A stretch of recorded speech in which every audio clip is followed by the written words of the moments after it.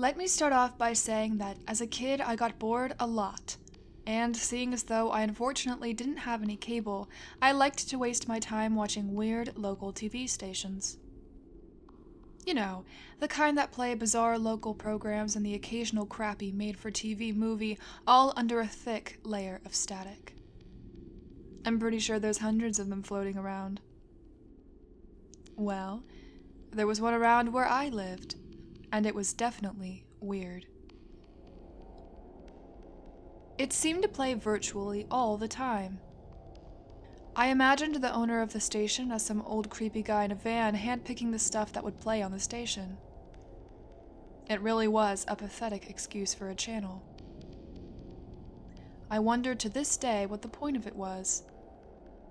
I'm completely sure that no person would have wasted an hour and a half of their damn life watching some lousy 60s buddy cop comedy in between Henry Winkler trying to sell them a reverse mortgage.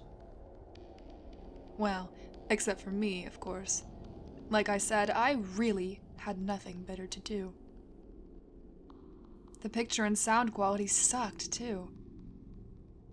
It was like trying to watch TV on an oversized monochrome light bright while listening to one long sustained ear-splitting electronic fart. Well, maybe not quite like that, but it was pretty close. Anyway, most of the stuff they played was, as I said, local. Stuff like animated cartoons, short films, and sometimes even music videos. I use the terms music and video very loosely. It was usually just some stupid 90s pop-punk song playing against a very low-quality looping video of clouds or something equally as boring. There was even one time when they broadcasted a depressing-looking talent show. There were also other times when an actual Hollywood movie would play. The only ones I really remembered were A Few Good Men and some dumb comedy with, I think, Danny DeVito. Another bizarre thing about the station was that about half of the commercials were the "call this number if you've been affected by asbestos" type. The other half were usually commercials for terrible as-seen-on-TV products. I even remember seeing some ads for phone sex hotlines, too. Yet another anomaly about the station was that there were no bumpers before or after the commercial breaks.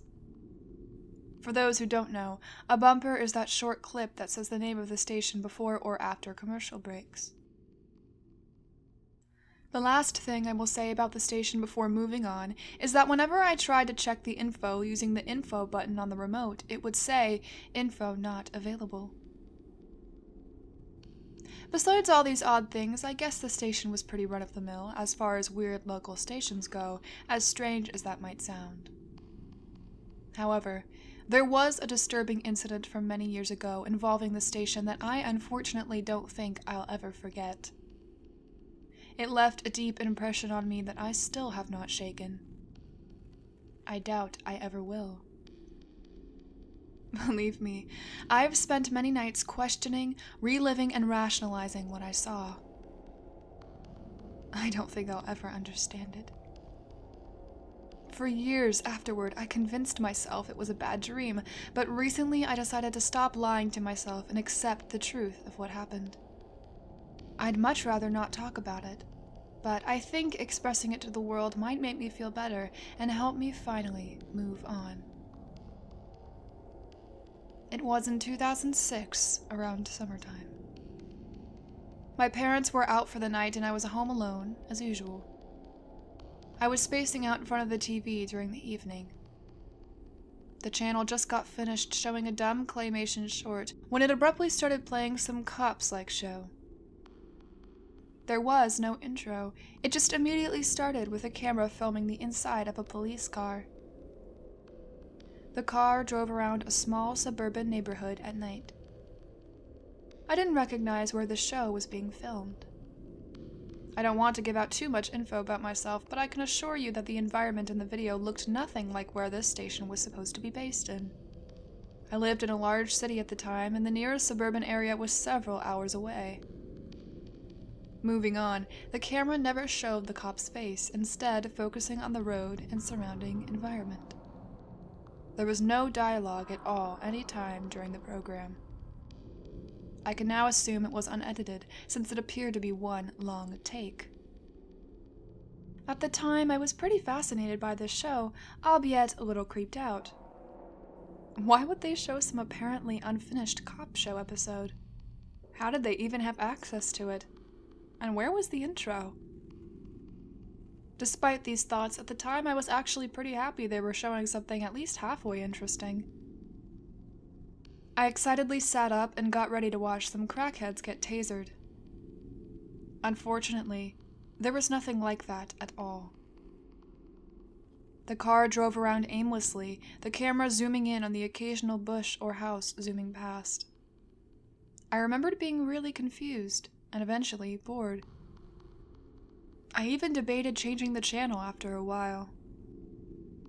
This driving went on for probably 5 minutes before the sirens suddenly came on.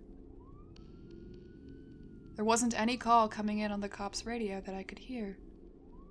The cop just sped up and zoomed down the street. Once again, I got excited and prepared for action. I couldn't see any other cars, and not just on the road. At no point did I ever see another car. This didn't strike me as odd at the time, though. Eventually, they arrived at what I assumed was the outskirts of town. There were several dilapidated-looking huts and the occasional abandoned warehouse. The cars slowed down a little as they drove around, apparently searching for something. Soon, a very large warehouse came into view. As soon as it was visible, the car stopped. Now, when I say stopped, I mean stopped, as if on a dime. 1 second the car was zooming along, and the next second it was completely still. This is where I got uncomfortable. Was what I just saw possible? I doubt it was a cut in the video because the sound of the siren was uninterrupted during the stop. The siren was then turned off, as well as the headlights. The camera then began zooming in on the warehouse and slowly seemed to scan the windows and entrances, apparently waiting for something to happen or someone to come out. My heart started hammering in my chest as this was going on. Something about this video or show or whatever it was seemed unnatural. Anxiety was pulsing through my body so much that my ears started ringing. I had the feeling something terrible was going to happen soon. A small part of me held on to the hope that it might just be a sting operation or perhaps a police ambush about to happen.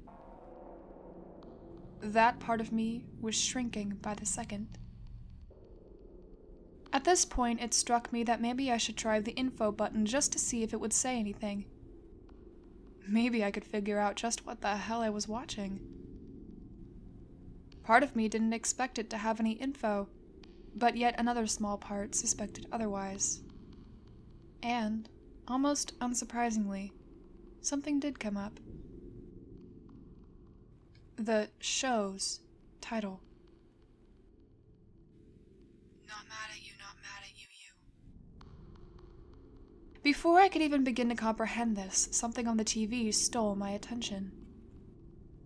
Out of one of the doorways of the warehouse, a small red hand emerged, like that of a child.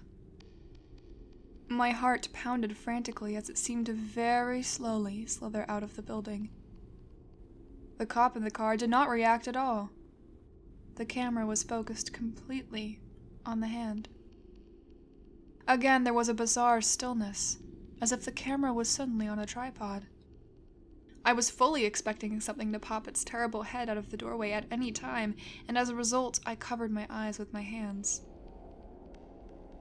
I sat and waited for about 10 minutes. Nothing ever happened. I started to sweat. I finally thought I should just switch the TV off, but I didn't know where the remote was and I didn't want to risk seeing the screen while I searched for it. As I was waiting, I vowed I would never watch this channel or anything like it ever again, a vow that I have kept ever since. I waited for what seemed like an eon. complete silence, except for the slight sound of rain outside. I felt like every drop of blood in my body was rushing to my head.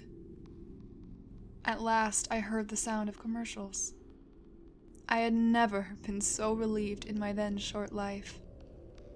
My body finally began to feel normal again. I uncovered my eyes to see the same red arm, now extended at least 30 feet from the doorway. The arm was shuddering and contorting into impossible, grotesque shapes. It bent like rubber. I could see some type of fluid being flung off of it as it flailed about. An extremely high-pitched and loud hissing sound blew out of the TV. After a few moments, I could even see the fingers on the hand breaking off and flying away as the arm convulsed even more violently. I sat slack-jawed and stiff as I watched with my hands over my mouth. My vision grew blurry and it felt like my eyes were trying to squeeze out of my head. My hearing became muffled and my ears began buzzing as they were bombarded with the hissing from the TV. My hands started shaking and my arms twitched. My mouth was bone dry. My head throbbed and my stomach felt sick. I was bathed in cold sweat. My heart dropped down to my feet. It felt as if every cell in my body was panicking. After all the fingers and eventually the hand broke off, the arm fell to the ground and began to shrivel up rapidly. It shrank and wilted until it finally crumbled into a small pile of dust near the doorway. I barely had time to blink before I witnessed several more identical red arms appear out of the same doorway. But they didn't convulse. Instead, I watched them all instantly shoot hundreds of feet up into the night sky. The arms' legs seemed to be never-ending. The camera zoomed completely out to show that they were all still emanating from the doorway as they flew into the sky.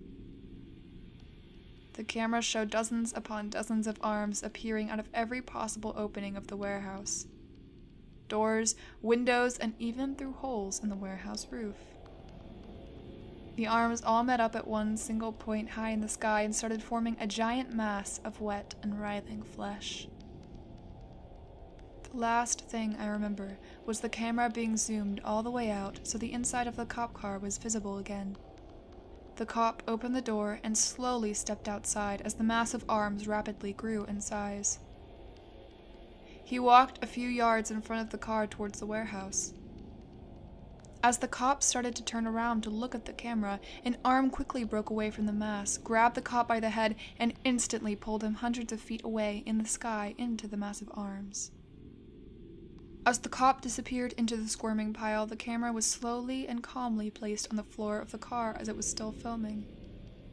The hissing sound ceased and I could hear my ears ringing again. An unbearable silence occurred for a few seconds before there was some movement by the cop car. The camera fell on its side as the car rumbled violently. The driver's side window was now in frame. It showed that the car was slowly being lifted into the sky by a horde of arms. No cameraman was seen in the passenger seat. My memory fails me after this point. I think I blacked out or something like that. I can only remember waking up a couple of hours later. I was lying face down on the carpet a few inches away from the TV. To this day, I have no idea how I ended up being on the floor when I clearly remember being several feet away on my couch before blacking out. Truth be told, I don't think I want to know. The next day, I remember nervously checking the station to see if it would show anything. It didn't. In fact, I couldn't even get to it anymore. To this day, I still can't. I guess that's for the best. Anyways, for a while after this whole thing, I gave up on TV completely. In fact, I'm pretty sure the night after the incident, I asked my dad to take my TV out of my room. I took up reading as my new hobby. I even had a fear of TVs for a few weeks after the incident, but eventually I got over it and got a new TV for my room. Suffice to say, I didn't tune into a weird station ever again. I never told anyone what happened. Obviously, I knew they would never believe me. After a while, though, life began to go back to normal. I eventually grew up, moved out, and got my own apartment. I buried the incident in my subconscious and eventually forgot about it. Like I said earlier, I made myself believe it was a nightmare. It was a much easier concept to digest. Well, that's my story. There's not really much else to say. I guess I do feel a bit better after having talked about it for the first time. If you don't believe me or if you think I'm crazy or something, that's fine. I know what I saw. Just allow me to leave you with a single warning. Do not watch any of those weird local TV stations. I guess every single one isn't bad, but I wouldn't take chances. Trust me, you do not want to deal with something like whatever it was that I saw. But if you do ever let temptation get the best of you and you do tune into one, I suppose you'll be okay.